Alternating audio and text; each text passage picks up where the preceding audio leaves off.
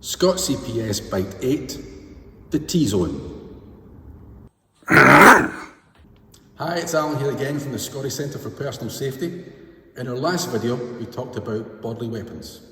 In this video, we're going to talk about the T-Zone, the area that you can strike at any attacker for maximum impact. So, if someone's coming towards you aggressively, and you've tried your de-escalating techniques, your voice control, and your defensive stance, all of which we've covered in previous videos, it's still advancing towards you. You need to defend yourself. But where is the best place to hit him for maximum impact, to stop him? This is what we're going to do now. And we're also going to show you the best place to hit that won't cause you any damage either. Picture a large capital T painted on your attacker. From the ear, across the eyes and the bridge of the nose to the other ear, it's the top part of the T. And from the bridge of the nose down to the groin, that's the bottom part, or the vertical part of the T. Anywhere in that T is going to cause more damage than anywhere out with that T, which isn't going to cause much damage at all. So let me take you through it bit by bit. Let's start with the ears. What's the best way to use ears? If I'm telling you now that the T-Zone incorporates the ears and it's a good target area, what are you going to do with them? Now, some people will say, oh, you can twist them like a schoolboy and twist them off. That's not going to cause much damage. What else can you do with them? If you're Mike Tyson, you might want to bite them. But from our point of view, the best thing that you can do is slap them. Now, when I say slap, I'm not talking about a Hollywood slap like that across the face. When we say slap, we're talking about cupping the hand. As if you're cupping water to pick water up in. But instead of water in there, there's air. The air gets trapped, so when you hit into an area, that trapped area forces, if it's the neck for instance, it'll go into the neck area. But what we're showing you here, it's the ear. So when I cup my hand and I slap in towards the ear, it's going to cause damage to the ear. The air that was in my hand pushes into the ear canal, and right at the end of the ear canal is the eardrum. The air goes right to the back, hits the eardrum, and probably bursts it. Even if it doesn't burst it, if it's not that hard a hit that you gave, you'll give enough damage for your attacker to be a bit disorientated. And that's what you're looking for. You may need another strike after that to stop him so he doesn't carry on attacking you or chase after you, but that's what you're looking for. Everything we teach you just now is 1 or 2 strikes to enable you to get away.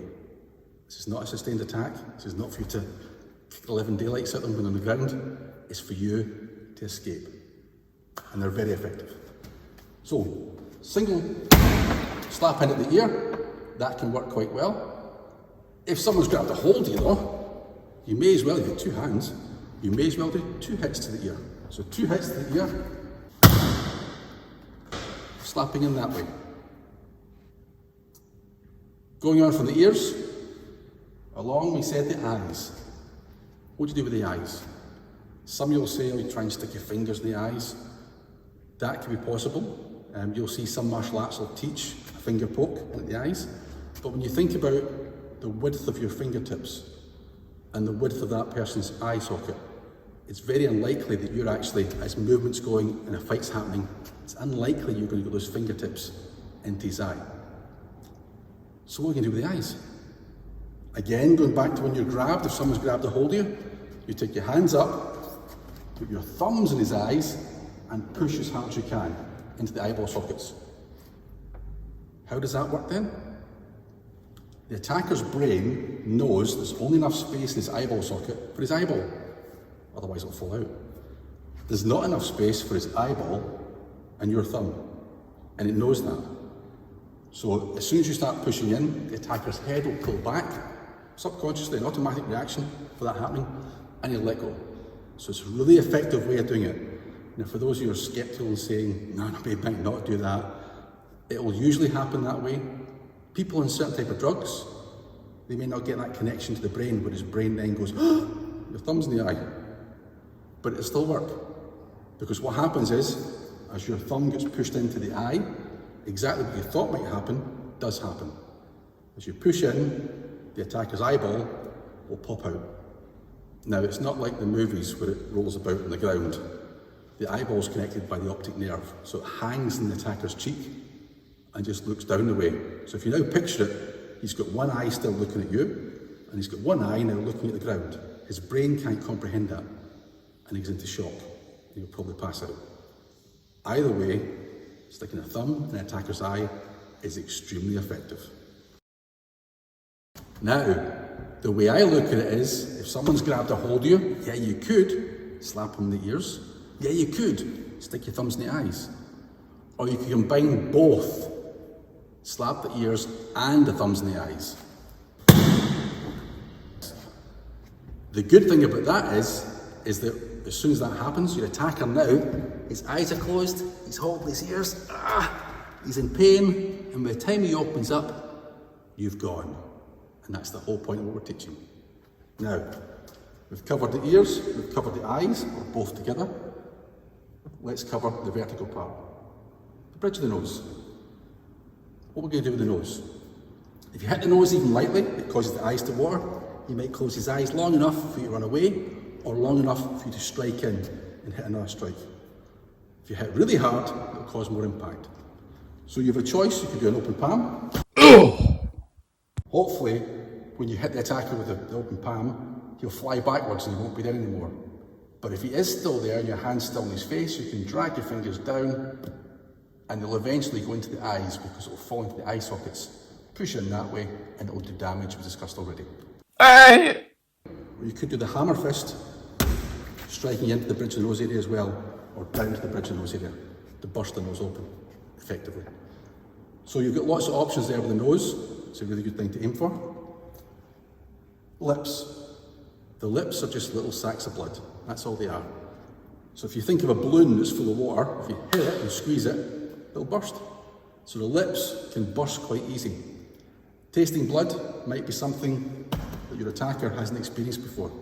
And if that's right, he may well do a little correction before he actually carries on the attack. Now what I mean by that is, those of you who watch amateur boxing and things like that, you'll see the amateur boxers are boxing away and doing their stuff, and someone's been hit and they're actually bleeding, but they don't seem to have felt it yet.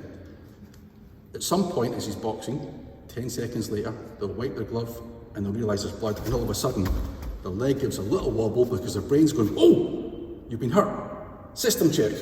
And it checks your system to find out what's happened, what damage has been done. So in those circumstances there, if it hasn't happened to your attacker before and he hasn't tasted blood, that may happen, give you enough time to strike in with something else.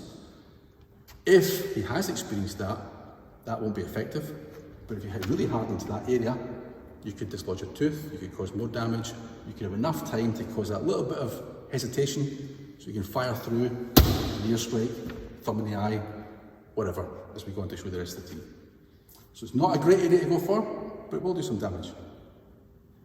What about the chin? It's hard bone here. Is that a good area to go for? A lot of people don't think so, but if you've been trained in martial arts, you've been trained in self-defense, you'll probably know, or boxing, etc. You know it's a really good area to go for. The chin is just a floating bone. That's all it is. And it's hinged behind the ear with some nerve endings. These nerve endings are very, very painful, and we'll show you that in a later video. Boxers know this as well, and boxers will go in for an uppercut. Now, hitting the chin is a knockout punch because the bone, the chin bone, fires back into these nerve endings. The pain is so intense that you black out. So it's a really good area to hit. We wouldn't do a punch, as we discussed in previous videos. That's not the best thing for you, but we would do an open palm strike. So from here, bend your body down and strike upwards, hitting the chin and sending him upward. You'll find that you can black out very quickly. It's very, very effective. So the chin strike's really good. Moving down, we've got the throat. Those of you who have done martial arts before, you're usually told you never ever go for the throat area. Even in sparring, because even a light hit can cause the throat to swell up. Similar to when your eyes hit, you get a bit of a black eye and swelling. The problem is if the throat swells up, it can block the windpipe. And all of a sudden, the person that's attacking you is no more. Or the person you're sparring with is no more. So it seems to be a no-no, but we're not teaching you martial arts. We're teaching you practical self-defense for the street, where the people in the street are not playing by any rules. You have to stop them.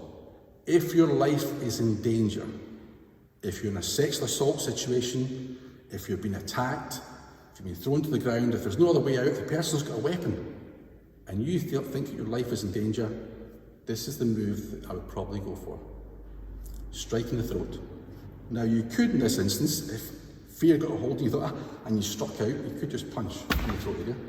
But we've already told you it's not the best, so if you're going to make a punch, a fist, you're going to strike with this hammer fist in there, or you're going to strike with the karate chop in there. Either way, it'll do a lot of damage, you'll get them to and they'll be in the floor straight away.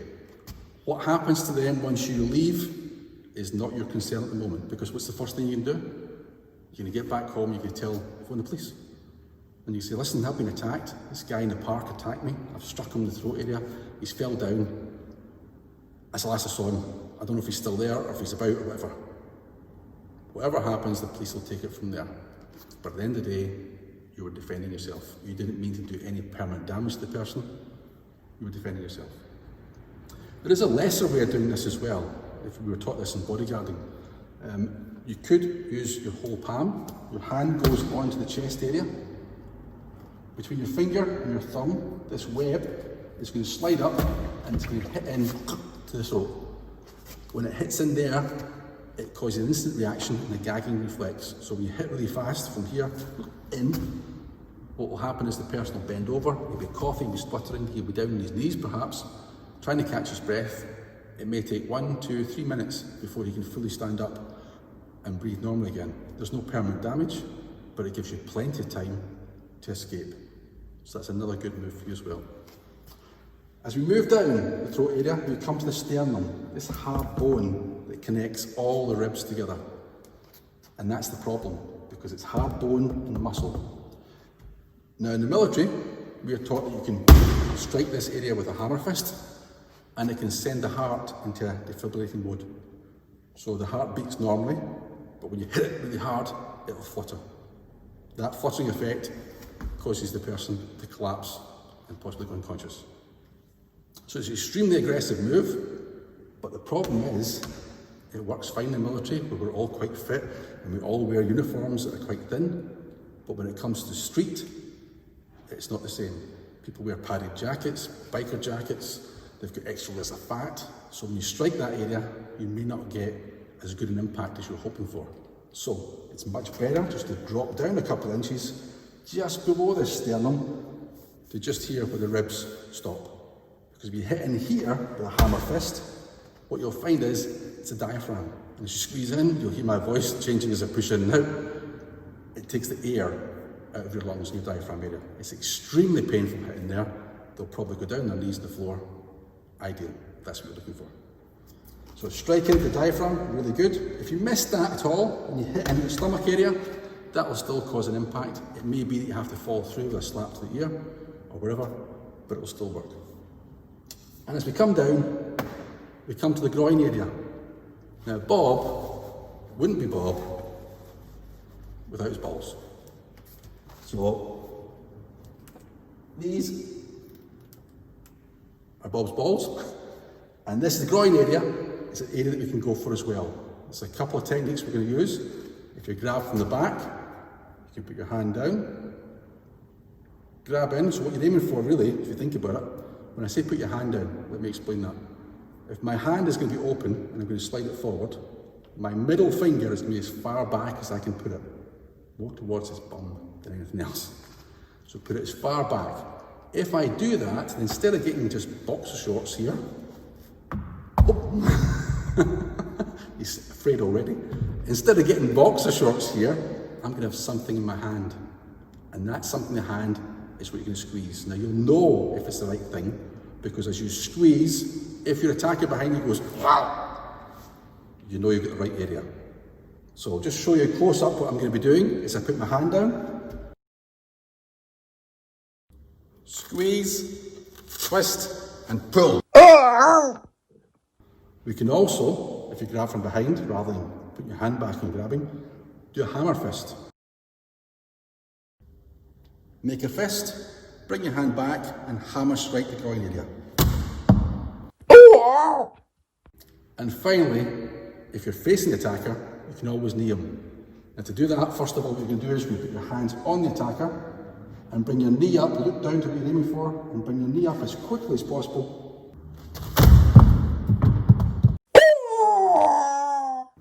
And that is the T-zone. From the ear, across the eyes to the other ear, bridge the nose, down to the groin, anywhere in there is going to cause maximum damage to your attacker. Practice it as much as you can. There is one area out with the T-zone that I mentioned in our last video, bodily weapons, and that's the shin area. If you can kick the shins, that's going to cause a lot of damage. But look at our last video and I'll explain all that in more detail.